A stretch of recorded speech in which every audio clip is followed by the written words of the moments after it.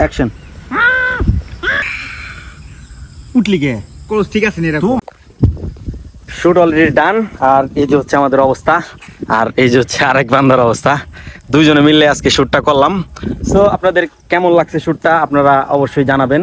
সকলে ভিডিওটা যদি ভালো লাগে তাহলে লাইক কমেন্ট শেয়ার করবেন। সকলে ভালো থাকবেন, সুস্থ থাকবেন। আল্লাহ হাফেজ।